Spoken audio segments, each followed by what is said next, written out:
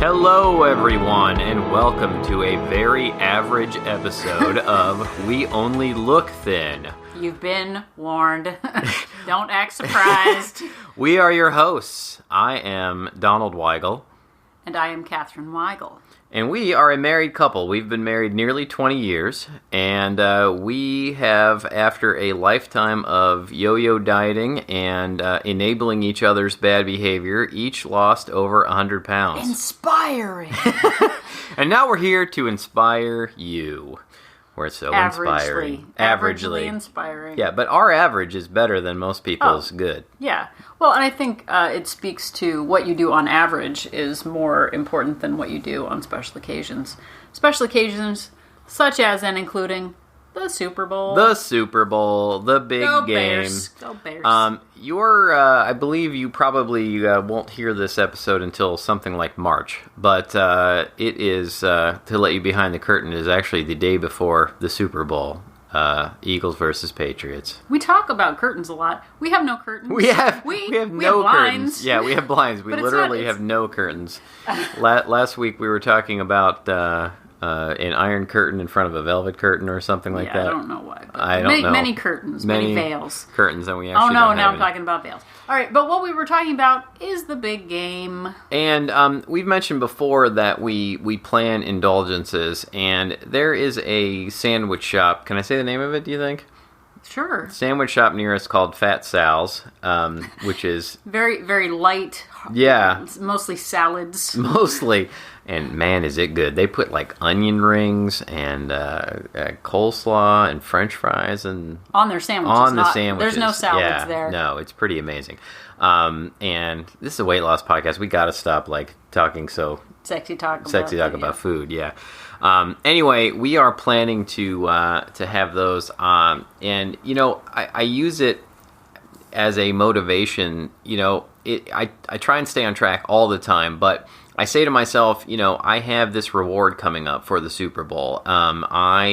I have these delicious sandwiches to look forward to, and it makes me stay extra on track, if there is such a thing, in the couple of weeks coming up to it, because then I can enjoy the sandwiches guilt-free.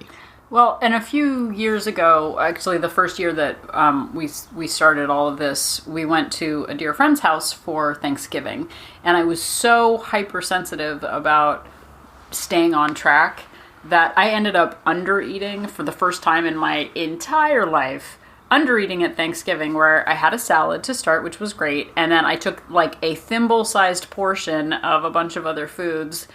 And then I remember us driving home, and I was like, what happened? Like, I didn't eat any food. It's like we missed Thanksgiving. I did essentially the same thing. Yeah, and at the time, I felt like it was what I needed to do, but it wasn't me living my practical life. And I think days like the Super Bowl or St. Patrick's Day or whatever. I'm going to throw in Arbor Day and Columbus Day. And We're celebrating minor holidays this year. That's the whole point, though. You can't do it too often. And I think we've talked in the past about how, what really got my head on straight to be able to do this and to be able to do it in a way that I wasn't miserable was thinking that I didn't have to be extreme about anything, and that I could allow myself to indulge in something super high calorie on the Super Bowl, during the Super Bowl. But the whole point is you can't do that all the time, and it's not as if this is without work. It involves work and commitment. And it's not easy, but, my approach is to try and make it as painless as possible within the context of it being painful. This is a painful process. A painful process. But I struggle with it because we're choosing to stay home tomorrow to watch the game. We're just going to kind of lay low, which I'm looking forward to because we're pretty busy. But we had talked about having sandwiches, but this ties into the codependency, relationships and whether it's a spouse or friends or whatever. Don had mentioned that he might just have tomorrow as a day where he eats what he wants, and that was shocking information to me because I was like, I'm having one sandwich. Yeah, on our morning walk this morning, I've been thinking about the idea being that sometimes you have to have a steam let off valve, or too much steam builds up and you explode or something. And I was thinking that I'm having sandwiches. Maybe I'm just going to eat some Super Bowl friendly foods and just kind of not track tomorrow. Yeah, and for me, I had a few days this week where I was really on track, and then 2 days where I was a human dumpster fire of sugary choices, and so I tend to self-sabotage. I'll have a couple of really good days, and then a couple of days that are off track, and so I feel like I've already had my quote-unquote, indulgent, unplanned days this week. I tracked everything, but I'm still trying to figure out what my plan is for tomorrow, because Don is saying, he's going to eat what he wants, and for me, I am worried about that because I've already had a couple of days where I ate what I want. So I think I'm probably just going to stick to the sandwich. Well, and now I have to think about whether I really want to, sit there and eat whatever I want in front of her while she's abstaining, and it'll be a maybe discussion. I don't know. Well, that's what this podcast is, right? A discussion. But it begs the question, it's do you do what your friends are doing because they're doing it? And does it make that okay? Like, well, Don's going to eat what he wants, so I should just eat what I want. And I'm not afraid to tell you fine people that there is a container of homemade cinnamon roll thingies that I didn't make for Christmas. Yeah, cinnamon roll thingies, you know. In the freezer, and I'm running through my head like, well, it's tomorrow, it's the Super Bowl, like, the Eagles are gonna win, that means I need a cinnamon roll. Like, all the bargaining that one does with oneself to justify eating or not, and it's a constant battle for me. Like, I have to watch that flawed thinking of, I deserve it, it's been a hard week, it's the Super Bowl, who cares, like, I really need to watch myself still. Even at maintenance, I can't let my guard down too much because I lie to myself all the time. Yeah, and it is definitely still a struggle for me, too. I mean, I got to work at 8:30 a.m. Yesterday and got home around 11:30 p.m. last night, and there was this big part of me that was like, holy cow, like, I just need to have a treat. And then I told myself, well, my Sunday was supposed to be my treat day. I cannot, just randomly eat what I want. And I am going to save it for Sunday. And that was motivation to keep me on track yesterday. And I think everybody has to find their own balance and their own motivation, without allowing yourself to go too crazy, but also keeping the foods and the things you enjoy in your life. Yeah, and I think I appreciate that we are able to talk about stuff like this, because in the past it would have just been like, well, Don's having a day where he eats what he wants, so I'm going to eat raw cinnamon roll dough in the kitchen in private where no one needs to see me. So being honest about it and being able to talk about it, and talking to him about my week that I've already had and the indulgences I've already had, I think helps me be honest about all of this, because it's really not easy for me. Yeah, and I think, we're talking about codependent behavior here, and I think that one thing that we've done, and, last episode we were talking about your plan and how you got started, and how I was not doing anything, and you kind of got your head on straight and were came up with a way to lose weight, and I was hit a few months into your plan with a diabetes diagnosis, and it really just knocked me for a loop, and I thought life was over. And I think this is where our codependent behavior, though, actually paid off in a way, if that's even possible. And, I was able to use your good habits that you had started to teach me to have some good habits. And I looked at your example and was able to start following it. And, rather than going to the gym 6 days a week and having to go down to 1,100 calories, you kind of just said to me, why don't you just like figure out where you are and go from there? Well, and that was sort of a revolutionary idea that Heather on the Half Size Me podcast actually inspired me to do. She talks about starting where you are, not your fictional fantasy self, not some get rid of everything in your kitchen self, but like, what are you doing today? Figure that out, and maybe take a small deficit from there. And I think you did a really great job, despite hating every second of it. You did a really good job of focusing on that. Yeah, and this is supposed to be part 2 of our plan. And when I started, I basically just decided to, after pouting about it and being depressed and thinking life was over, I realized I could do this in baby like steps. Any grown man. Like any grown, mature individual does. I just started doing baby steps, and the first baby step was to just figure out how many calories I was eating, and I was eating well over 4,000 a day. And then it just became a matter of, well, okay, I'm eating 4,000. Why don't I see what happens if I, go down to 3,000 or 2,800?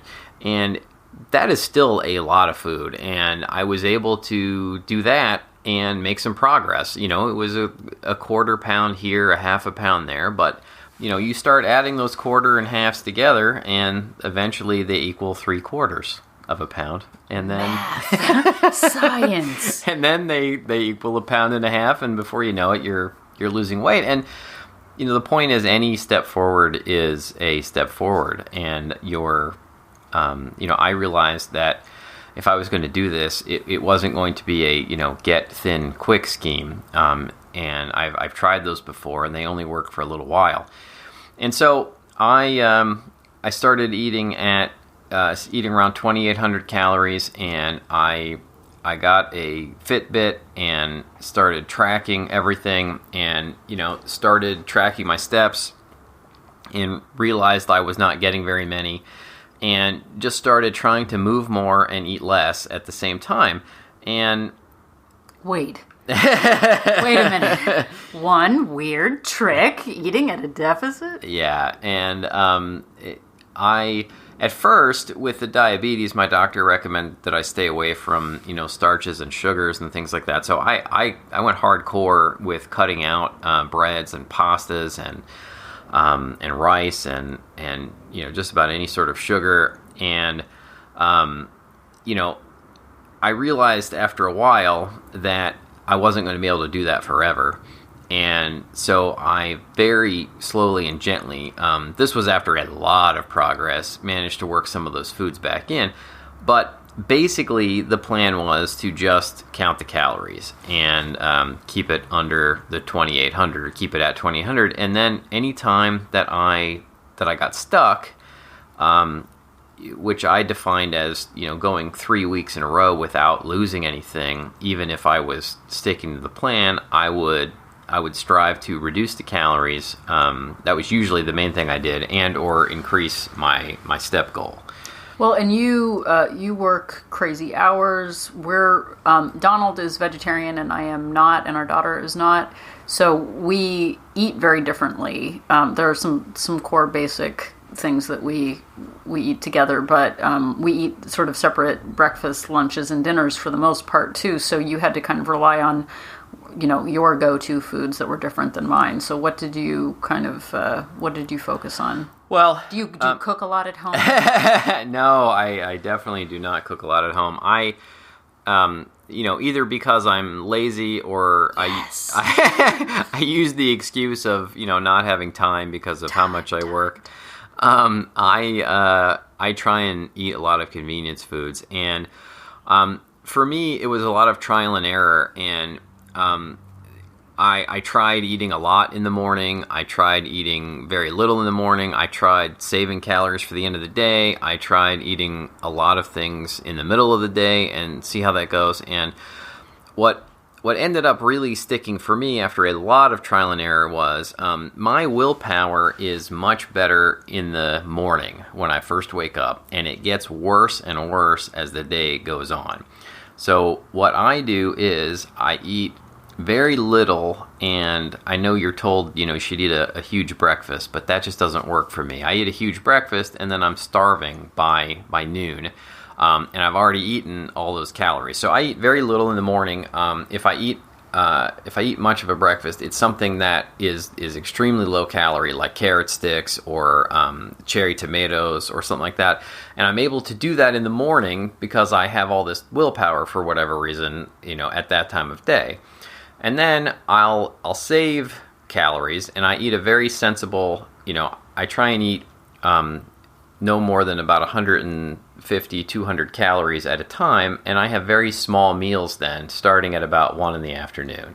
And I'll eat a lunch that is 200 calories, and then around 3 o'clock, I'll have, a 3 o'clock snack, which is another 150, and then a 4 o'clock, which is another 150. You have a 4 o'clock snack at 4 and a 3 o'clock snack at 3. Interesting. Yeah, it's this naming system I've come up with so that I remember what it is, and I try and focus on foods that are. This is getting really like food way nerdy. He is way more into math than me. I'm all emotion, and he's Mr. Captain Science. Mr. Captain Science. Mr. Captain Science. I've tried to figure out foods that are roughly 1 calorie per gram. So if they weigh, I'm using the metric system here, everyone.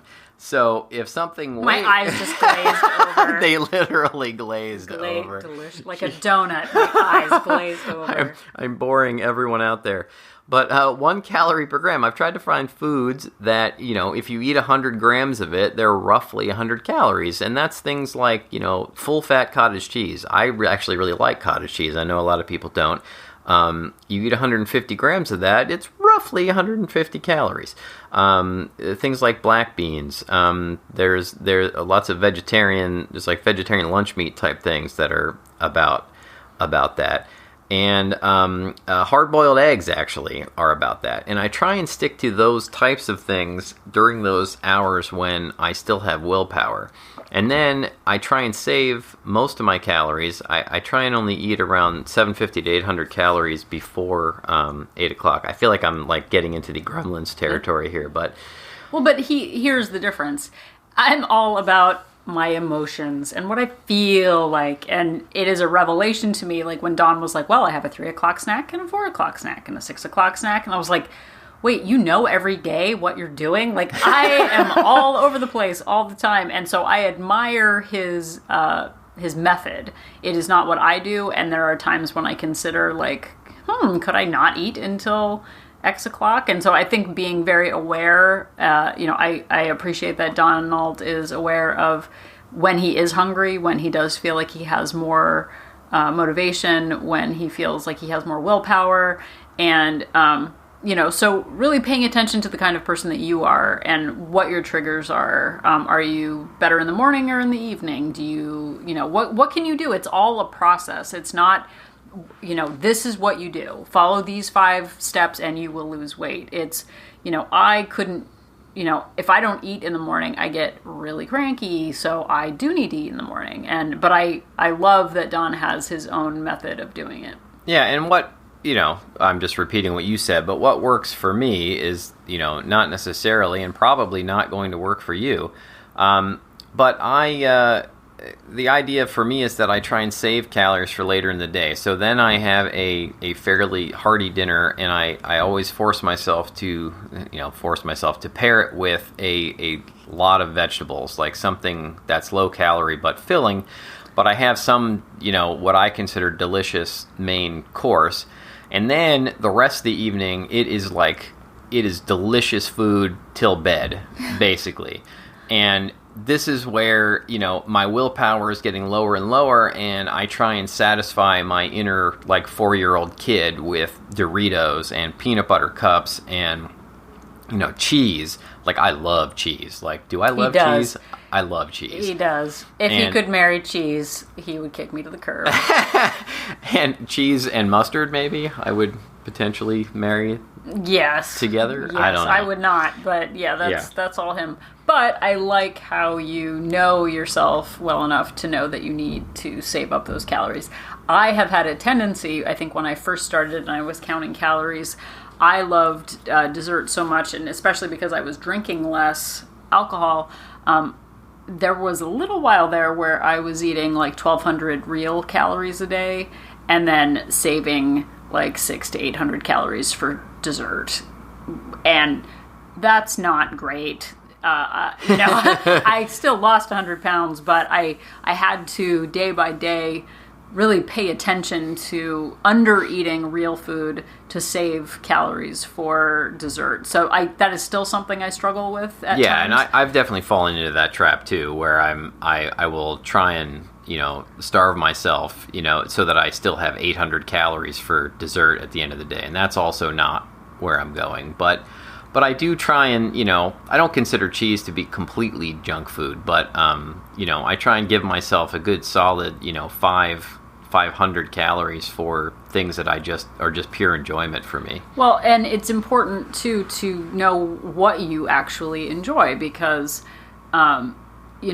that's why meal plans never worked for me. Those eat this on a Tuesday and this on a Wednesday, because I am much less about delicious creamy cheeses, but I am much more about salty and sweet snacks. So, figuring out how to work it into your life while still being honest and not overindulging, I think is important. But I really like your structure, and I wish I was more structured, because I still feel, and this is maybe another episode at maintenance, I still feel like I wake up in the morning going like, oh God, what kind of person am I going to be today? Am I going to be like totally on point and like totally on track, or am I just going to want to eat Pringles all day? So I like that you have your structure, and I admire that, and I think about getting more structure. And then it freaks me out a little bit, but... Well, I think it depends on what kind of person you are. I think I have discovered that I thrive on the order of it, and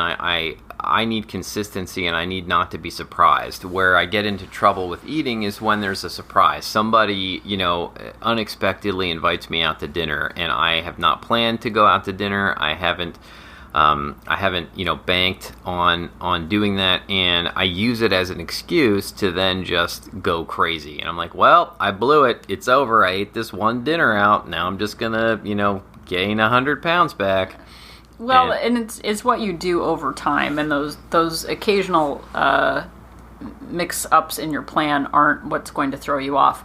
Giving up after a Super Bowl weekend is really where I think the failure comes from. Yeah, it's knowing that by this Super Bowl weekend, having a this sandwich or whatever I'm going to end up eating, I know that I'm going to just get right back on it on Monday, because I've planned for it. I expect it to be part of my life, and Monday morning I'm back to being the Don who eats 2,000 calories. And going back 17 subjects, I reduced my calories as I was going through, and basically settled on 2,000 as being, I got down something like, 60, 70, 80 pounds, and, I've been able to continue to lose weight at 2,000, and I'm almost at my goal, and that's where I settled. So I think, everyone has to figure out what calorie goal is going to work for them, but I would suggest starting with something, on the high side, less than what you're eating now, but still on the high side, and see how it goes. And do you, I feel like I am super emotional about all of this, the whole process. Like, I really feel like there are days where I don't know what I'm going to wake up to in my own brain. Yeah. But I see you as much more meticulous and less emotional about it. Do you feel that way, or is that just my impression? I think maybe I am, but I think it's a combination of both. There are definitely days where I, for no reason, just feel extra hungry, and I don't know why. Like, I can't pinpoint what I did differently or what's going on, and I'm just starving, and I try and fill those days with extra carrot sticks or cucumber steamed veggies, like something that is going to fill me up but not be a lot of calories. And then there are just days where, I had a hard day at work and I'm stressed, and I want to use it as an excuse to eat whatever I want and to just stuff my face. And I have to stop myself and realize that I can't do that, and that's not the person that I want to be anymore. Yeah, I think I'm much more.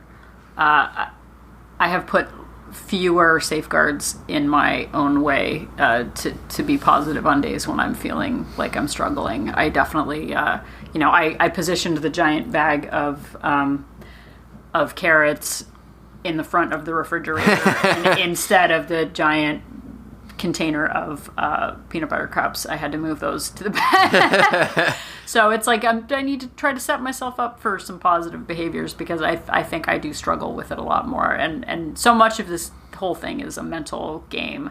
But I endeavor to be more structured as I move forward, because I don't like being the person that guesses every day what she's going to do. I would rather be more structured than you. But I think you just gave an accidental pro tip, too, keeping your peanut butter cups in the refrigerator. They're extra tasty when they're cold. They're very good, but keep them in an opaque container in the far back behind many difficult things to reach. Or don't keep them in the house at all if you can't control it. So, Donald, any final thoughts on your plan? Or, I mean, you don't really worry about the plate size. You don't, there's no gimmicky type things, but you do keep a lot of veggies on hand, which I think is a good. Yeah, keeping a lot of food around that will, that I like, things that I enjoy. I actually like cauliflower. I like carrot sticks. I like cherry tomatoes. Tomatoes in general, are super low calorie, and you can eat them with just a little bit of, balsamic and salt and pepper, and they're delicious. Well, and Donald was taking carrots to work, and I was weighing and measuring my carrots, and I was like, you know what? I'm not gaining 100 pounds because I ate carrots. No one's gotten gotten heavy by eating too many carrots. I do not count the calories from carrots. And I recently have stopped counting carrot calories. Say that 10 times fast. It's changed everything. Orange foods for the win. So much beta carotene. So we're gonna finish off with more of our pro tip corner of things to maybe watch this week, foods to stay away from or maybe limit. So imagine, if you will, going to a restaurant, and one of the menu options is the world tour of blah blah blah. Your tour of Italy's, your tour of chimichangas. Like, you don't need a tour of anything. No, maybe avoid anything that's a tour. I would also suggest avoiding any restaurant or dish in which they time you to eat it and then it's free. Yeah, actually, Fat Sal's has a timed hoagie where if you can eat all 20 pounds of the hoagie in 3 days or something, you get it for free. But it's a ginormous, and I like a challenge, but you know what, maybe limit your timed challenge food eating. If you can't afford a $50 hoagie, don't buy it. You don't need to eat it for free just because you're gulping it down. Speaking of gulping, stay away from things that gulp. Yes, anything that begins with super and big and ends with gulp, you probably want to avoid. You don't need to gulp that. That's too much. Or Supremes. Yeah, your Eames, your Supremes, your Extremes. Your chimichanga wrapped in a taco, wrapped in a Twinkie, and then deep fried. I'm not saying don't have it, but maybe limit it. And family size, unless you're with your family, is a bad idea. You yourself do not want to eat the family size version of anything. No. And, I definitely used to fake buy, I'm buying this for the family. For the family. And, wink. Then I'm going to go home and eat it myself. Yeah. And the person at checkout knew that there was no family. They knew that it was all for me. So yeah, watch those keywords. The samplers, your frees, your super sizes. You really don't need it. Your stomach empty is really about the size of your fist. So supersize your motivation. Yeah, supersize your motivation. And as we wrap this up, I would love to thank all of you for listening. We really, truly appreciate it. And please, if you're interested in more, go to Facebook. You can find us on Facebook. We have a Twitter account. We have an awesome Instagram that my wife runs. Yeah, I'm not sure about the tweeting yet. We need to tweet more to get that going. But honestly, everyone who is out there and listening and sharing, we so appreciate it. It is it's scary to put ourselves out there, but it's just wonderful to know that we're touching lives. That didn't sound good. We're inspiring. Yeah. But have yourself a great week, and if you're knee deep in your own supersized chimichanga world tour of jumbo all you can eats, just remember that we're an inspiration. Asian.